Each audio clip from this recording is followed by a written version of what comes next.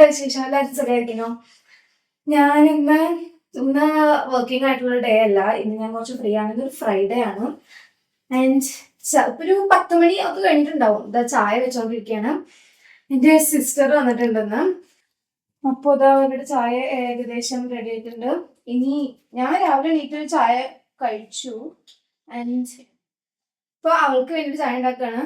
ഞാൻ പിന്നെ ദോശ ഉണ്ടാക്കുക ഉണ്ടാക്കിയ സാമ്പാറുണ്ട്. അപ്പോൾ ഞങ്ങൾ പോയി ദോശയൊക്കെ ഉണ്ടാക്കിയിട്ട് ചായ കുടിക്കട്ടെ.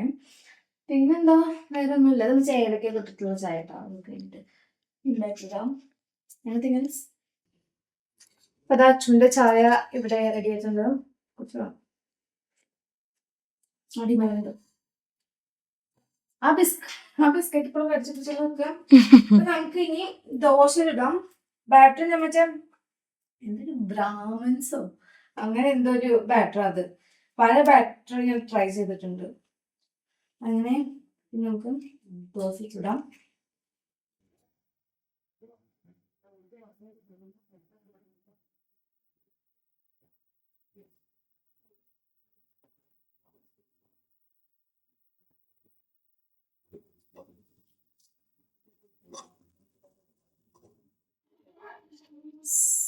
അപ്പോൾ അങ്ങനെ ദോശ ഏകദേശം ആയിട്ടുണ്ട്.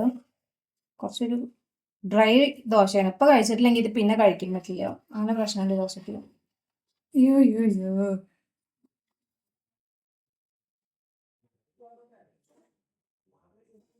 നന്ദി വെച്ചോ.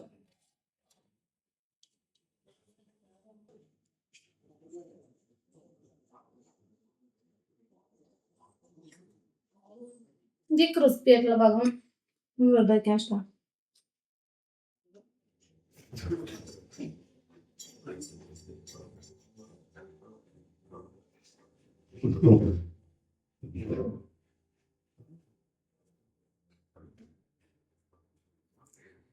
ഞങ്ങളിത് ബ്രേക്ക്ഫാസ്റ്റ് ഒക്കെ കഴിച്ച് അങ്ങനെ ഇരിക്കുകയായിരുന്നു. അപ്പോൾ കുറച്ച് സമയം കഴിഞ്ഞപ്പോൾ ഞങ്ങൾക്ക് എന്തെങ്കിലും തിന്നാനൊരു പൊതി. അപ്പോൾ ഇന്നലെ ഞാൻ ബസ് ഇറങ്ങി വരുന്ന സമയത്ത് അവിടെ കുറേ ഈ വെസ്റ്റേലി സൈഡിൽ കുറേ പൈനാപ്പിൾ മറ്റേ വണ്ടിയിൽ കൊടുത്തു നിൽക്കുന്നുണ്ടായിരുന്നു. അപ്പോൾ ഞങ്ങൾ അത് മേടിച്ചിട്ട് വന്നു. സോ അപ്പോൾ അത് കട്ട് ചെയ്ത് കഴിക്കാം. നല്ല മണമൊക്കെ ഉണ്ട്. മധുരം ഉണ്ടാവുമെന്ന് പ്രതീക്ഷിക്കുന്നു. Let's cut this and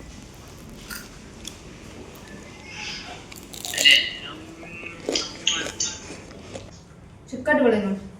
mama വിളിച്ച് ചോദിച്ചാൽ എങ്ങനെയാ വെക്കേണ്ടത്. അതെ,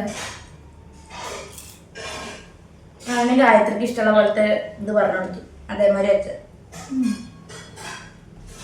അങ്ങനെ ഒരു ഉച്ചയൊക്കെ കഴിഞ്ഞ് ഏകദേശം ഒരു ഈവനിങ് ഒക്കെ ആയപ്പോൾ നമ്മൾ ബീച്ചിലോട്ട് ഇറങ്ങാമെന്ന് വിചാരിച്ചിട്ടുണ്ടായിരുന്നു. ബട്ട് റോഡ് ബീച്ചിൽ പോകാമെന്നുള്ളൊരു പ്ലാനിലാണ് ഞങ്ങൾ ഇറങ്ങിയത്. ഏത് വേസ്റ്റിൽ റെയിൽവേ സ്റ്റേഷനാണ്.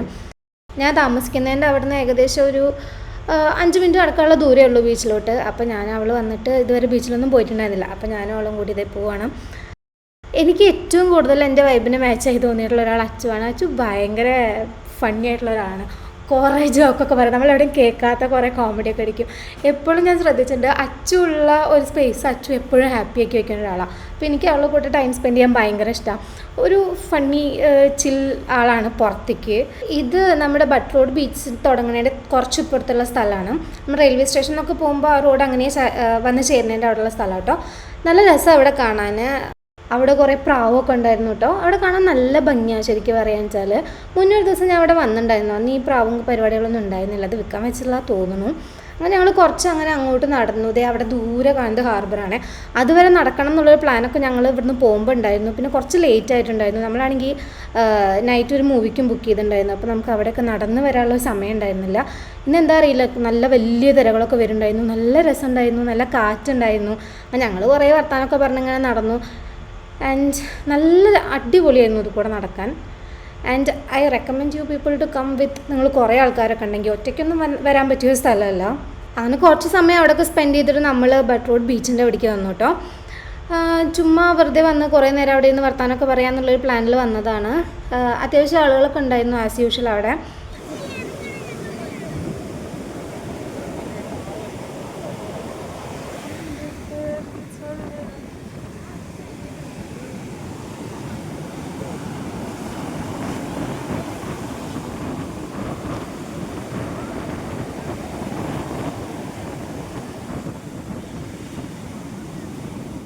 അങ്ങനെ കുറച്ച് സമയം ബീച്ചിലൊക്കെ ഇരുന്ന് കാറ്റൊക്കെ കൊണ്ടതിന് ശേഷം ഞങ്ങൾ നേരെ ഫുഡ് സ്റ്റോൾസിൻ്റെ അവിടേക്ക് പോയിട്ടോ.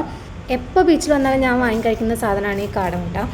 ഞാൻ ആക്ച്വലി എനിക്ക് തോന്നുന്നു ഞാൻ ഇവിടെ കാലിക്കറ്റ് വന്നിട്ടാണ് ആദ്യമായിട്ട് ഈ സാധനം കഴിക്കുന്നത്. എനിക്ക് ഭയങ്കര ഇഷ്ടമായി. അത് ചൂടോടെ കിട്ടുന്നത് എനിക്ക് ഏറ്റവും ഇഷ്ടം. എപ്പോഴും ചൂടോടെ കിട്ടാറില്ല. ആൻഡ് ഞാൻ വിചാരിച്ചു അച്ചുവിനോട് വാങ്ങി കൊടുക്കാമെന്ന്. മിക്കവാറും അവൾ കഴിക്കാൻ ചാൻസ് ഇല്ലയെന്ന് എനിക്കറിയായിരുന്നു.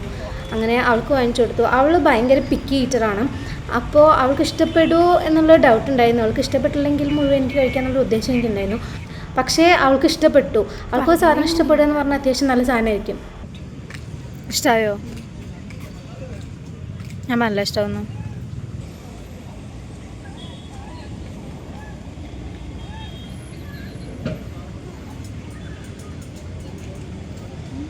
അപ്പോൾ നമ്മൾ ബീച്ചിലൊക്കെ പോയി വന്നു കേട്ടോ.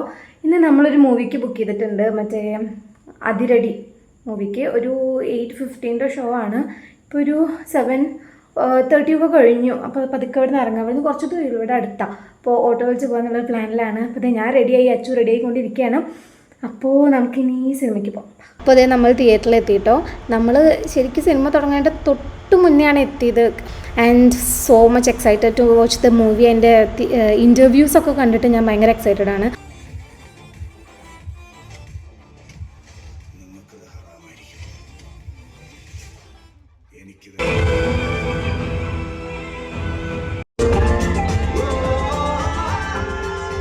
അങ്ങനെ ദേ സിനിമ കഴിഞ്ഞിരിക്കുന്നു. അടിപൊളി മൂവിയായിരുന്നു, സൂപ്പർ മൂവിയായിരുന്നു. കുറേ എൻജോയ് ചെയ്തു. ഞാനും അച്ഛനും സിനിമ കഴിഞ്ഞിട്ട് അതിനെപ്പറ്റി തന്നെ കുറേ ഡിസ്കസ് ചെയ്തുകൊണ്ടിരിക്കുകയായിരുന്നു. എല്ലാവർക്കും ഇഷ്ടപ്പെട്ടത് ഷാൻ റഹ്മാനെയാണ്. ഭയങ്കര ഫൺ പാട്ടായിരുന്നു പുള്ളിയുള്ളതെല്ലാം. ആൻഡ് അങ്ങനെ ഒരു അടിപൊളി ദിവസം ഇവിടെ എൻജോയ് ആണ്. Thank you for watching. Bye bye.